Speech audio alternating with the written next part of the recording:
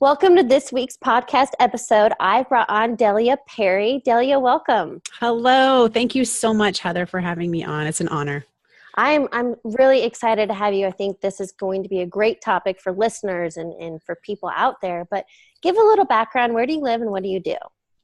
I actually am in Toledo, Ohio, and I am first and foremost a mom of two, but I also have my own podcast called Girls for Greatness, which keeps me very busy too. Yes. And tell a little backstory. What is Girls for Greatness all about? Girls for Greatness was a platform I really wanted to create to highlight the stories of other women, how they have overcome their own struggles, own setbacks, own issues with life, and yet are putting good out into the world themselves, are furthering not only themselves, but wanting to inspire and motivate others. So that was really my reason behind starting it, really wanting to just create a platform where other women can be inspired and motivated to do whatever they need to do to further themselves in life. And that's kind of where the inspiration came from.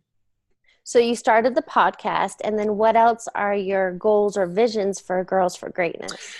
Well, like you, wanting to expand my reach, just to, continue to build that whole tribe up, that whole group, and see as many women as possible want to move forward, to see their own worth, to see their own value, and realize that this whole mentality of staying stuck, is not, it doesn't have to happen. It doesn't have to be their reality. Well, and I'm curious, why have you chosen to hone in on women specifically? I think that's just a group that I've always been passionate about. I guess originally it started probably with girls. I used to be a high school Spanish teacher, and I just saw how impressionable that age was. And then, going forward and in college and beyond, but I really just have always been drawn to that group of girls, but then forwarding it through to working with women. And I'm curious, with your background and then your experience, why do you feel that women or girls, is it a societal pressure, or why do women sit back, play small? Why? Yeah, I think it's a really good question. I think we have so many ideas of the way maybe our life is supposed to look, and we hold back when we think that we don't measure up, or that we're not doing it right, or we're not doing enough, or we're not enough, or we don't look the part, or we don't act the part. I think we, then shrink, and we put ourselves in these boxes that that keep us in one place, keep us from wanting to further ourselves, or to reach out, or to grow, or to, change whatever we need to move forward. And do you think these boxes are to play it safe because it's comfortable?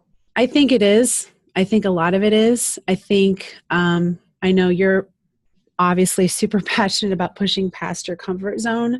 I think that's just, unfortunately, not the norm. I think we get very comfortable in whatever circumstances we're in. And I think sometimes too, we not only let our past define and run what we're doing currently, but we are so good at making excuses, and obviously, some of them, to us, maybe even to others, can seem very legitimate, but it's not an easy thing to cut past that. Right. Or cut through that. What you touched on there is the stories we've created. Yes. And I did a different podcast. A friend of mine published her own book called Surrender, and in there, and she talked about 7 steps to change your story. And I think that's what happens is so many, not just women, but people from our childhood, we had experiences and maybe they were hurtful or painful or whatever. And so people become stuck and they create this story about not enoughness or whatever it may be. Yes. They just live Yes. in this safe bubble. Exactly. But yeah, it's about popping that bubble and realizing you're so much more than what you believe. And I think that's a great transition if you want to share your story of kind of the backstory of the low self-esteem and how, where you were and where you are. Yeah. I was really fortunate. I grew up, in a great home, great parents, had a really great upbringing and experience through high school. And then when I got to college, I guess you could kind of say the wheels fell off the bus. I was an athlete and I loved that part of my life, but I just had some experiences with the coach I had that really, really made me hyper aware or just, I should say my own self-esteem really tanked because I was then starting to just be obsessed with weight, with, my physicality, how I appeared.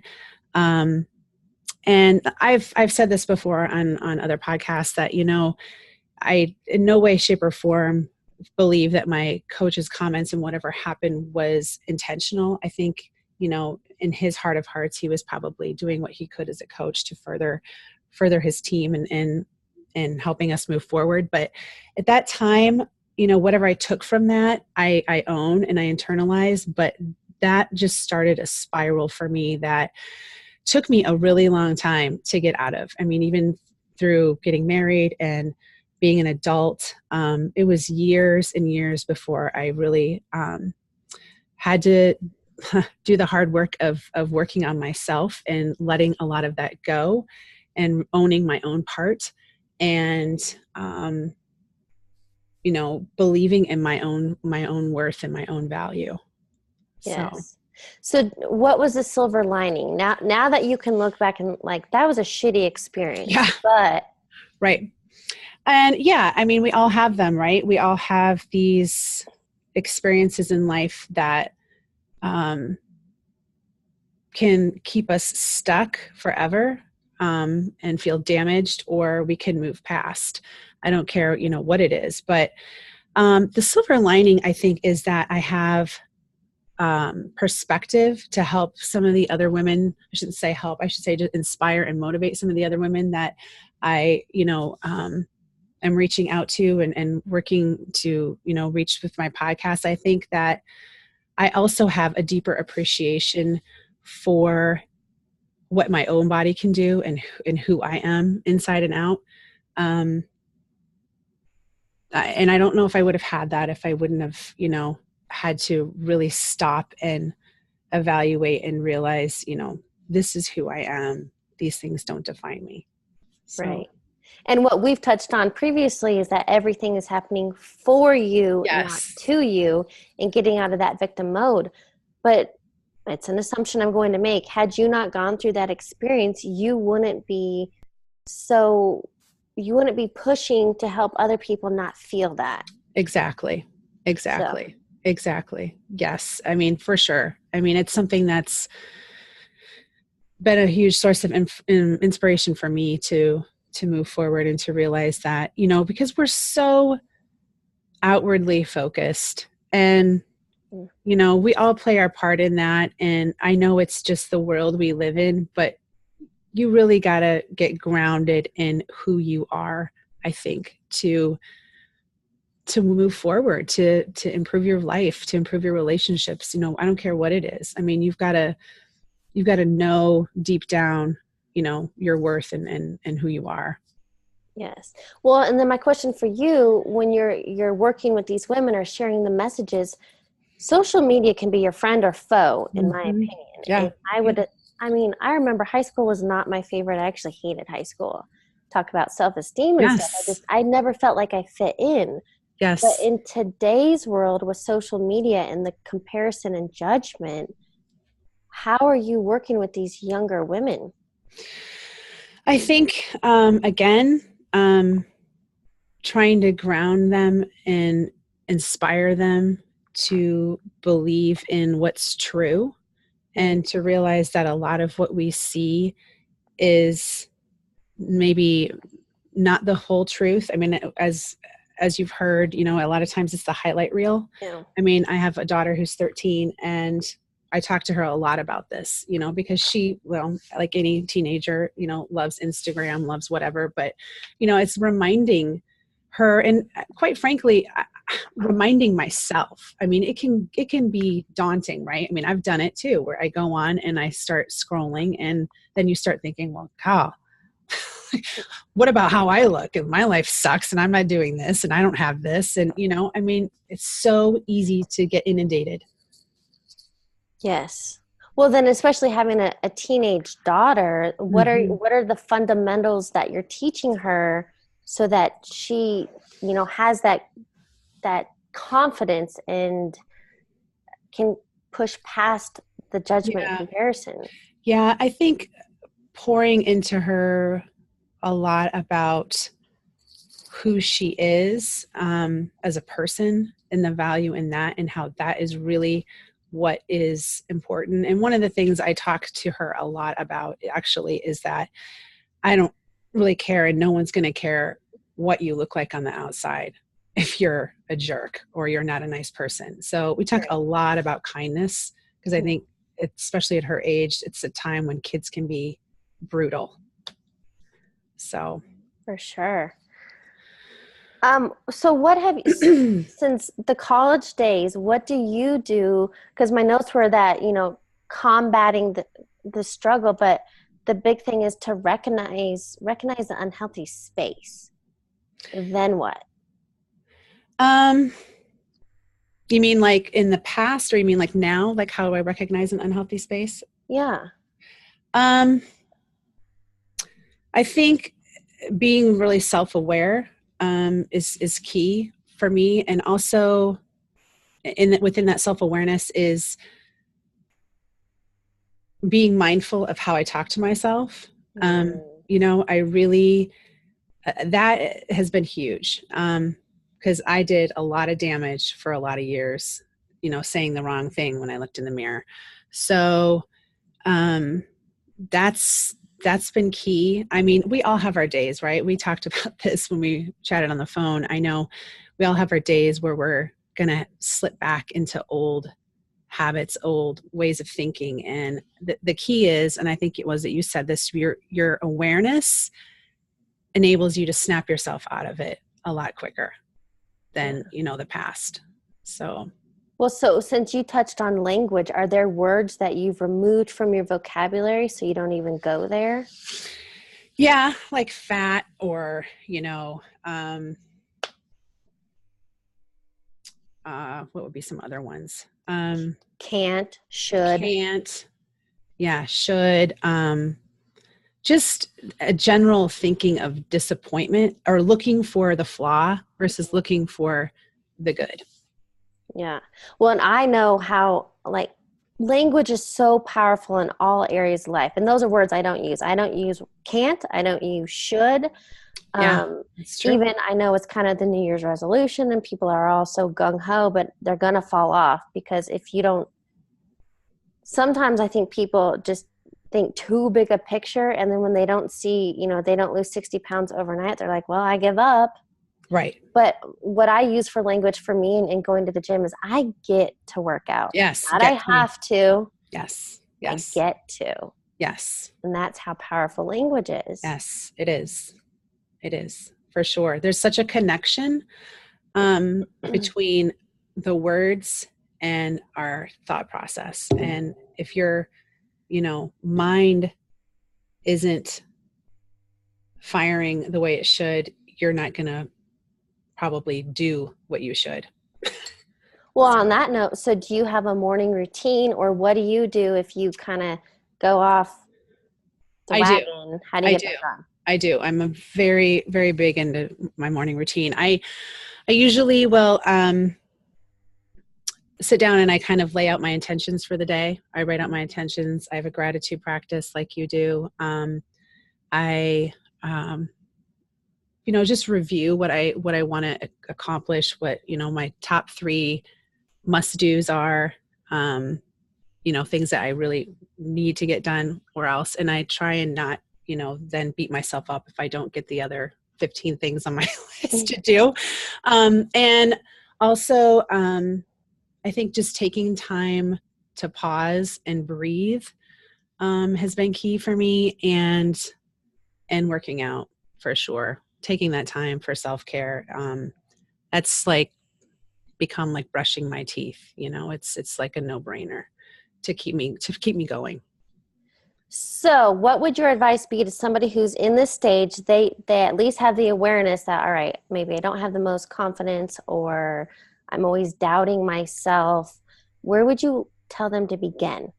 How do they begin their journey?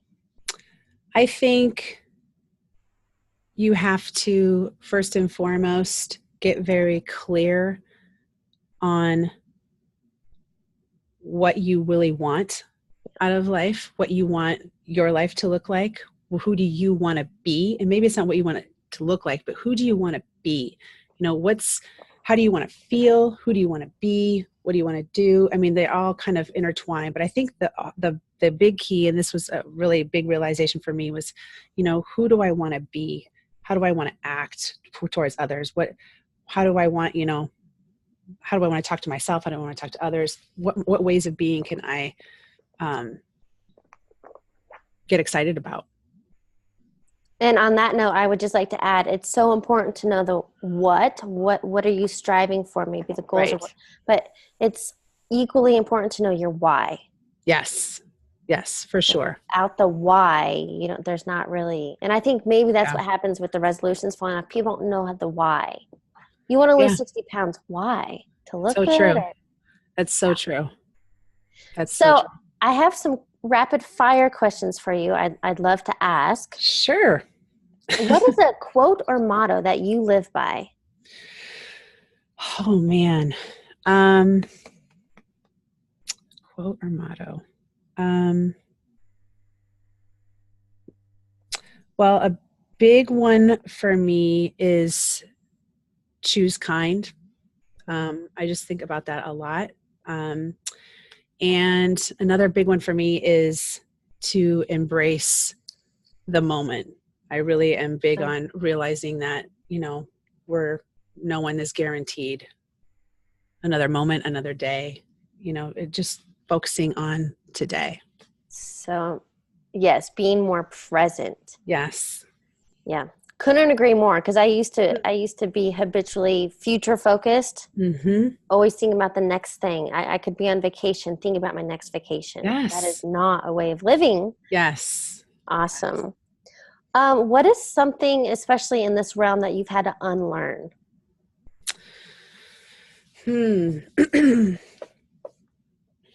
I've had to unlearn, I think, what I think things should look like and sound like.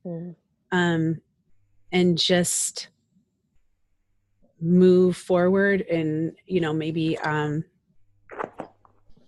let it be what it is, like not trying. I guess we could look at it this way, maybe just letting go of control a little bit more, because I can be very controlling.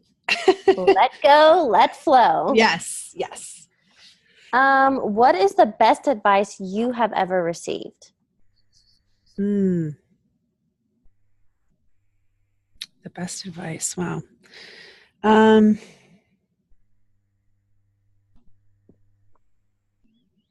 I think some of the best advice I've ever received was from a coach I had in high school, a softball coach, who really taught me a lot about the importance of work ethic, and how when you work hard at something, when you truly work and put forth the effort, you can be proud of your results, no matter if, in that situation, if it was a win or a loss or, whatever, but just the importance of taking pride in what you do. Yes. And final question, what book are you currently reading or have read that you highly recommend? Ooh, good one. I am reading right now. Well, every day, I just started this book in the beginning of the year, is the Book of Awakening. It's by, I know I'm going to get this wrong. I want to say it's Mark Nepo. And it's like a daily, just like a daily reading of, basically it's, the whole book is centered on, making you be more present in your life. And so, yeah, that's what I'm reading. And I highly recommend it. It's been awesome. Yeah, that's not one I've heard of. I will have to check it out. Yes. Yes. Delia, thank you so much for joining me and sharing your story and the work you're doing for Girls for Greatness. Of course. Thank you, Heather. And it's really been a pleasure to talk to you. And I love what you're doing as well. So thank you for letting me be a part of it.